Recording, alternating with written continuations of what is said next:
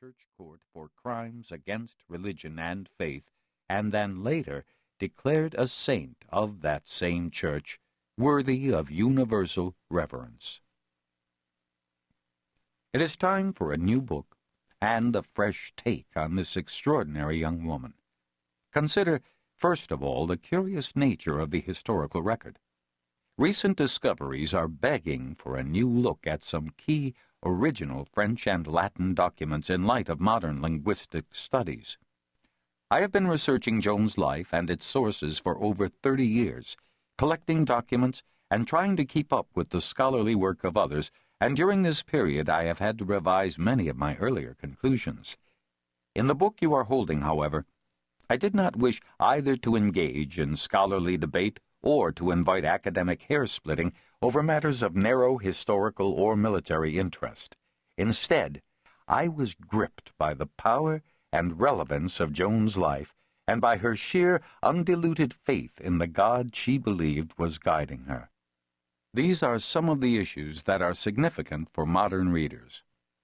During Joan's trial, hundreds of questions were put to her by the church court.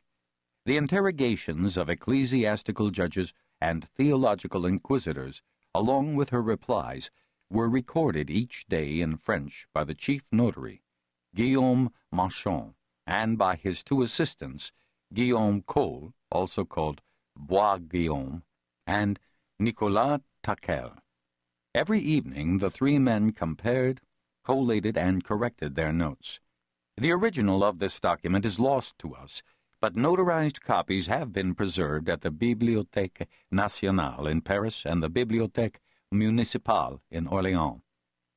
The final and official register of the trial, prepared at the order of the chief judge, Bishop Pierre Cauchon, was based on Marchand's minutes, but included much more.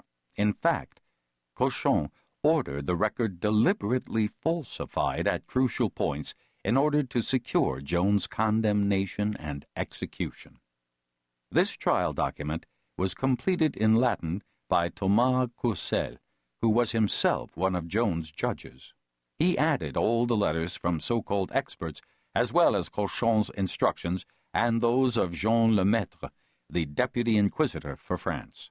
Also included were the statements of the faculty of the University of Paris and the opinions of other dignitaries. 5 copies of this Latin version were made, and 3 are extant, all of them signed, notarized, and sealed by Cauchon and Lemaitre. They are preserved in Paris at the Bibliothèque de l'Assemblée nationale and the Bibliothèque nationale. The Pucelle manuscript and an enormous cache of authenticated and relevant documents were compiled, edited, and published in 5 volumes between 1841 and 1849 by French scholar Jules Quicherat, who included documents relative to the second, posthumous procedure a quarter century after Joan's death, the trial that reversed the condemnation.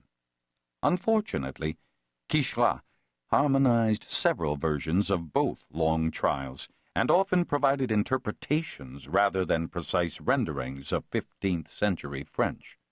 He also mistranslated many passages. In 1920 and 1921, Pierre Champillon compounded the problems when he brought forth a compact and revised 2-volume French version of Quicherat's work. There have been 2 English versions of the trial based on Pucelle-Quicherat, an abridged text rendered often roughly by T. Douglas Murray in 1902 and another by W. P. Barrett in 1931.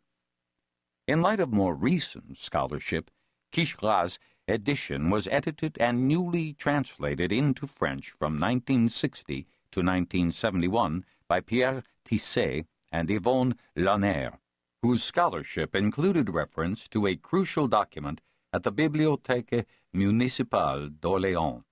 Its author and precise date are unknown, but its final form probably comes to us from about 1500, and it provides Joan's actual words at the trial.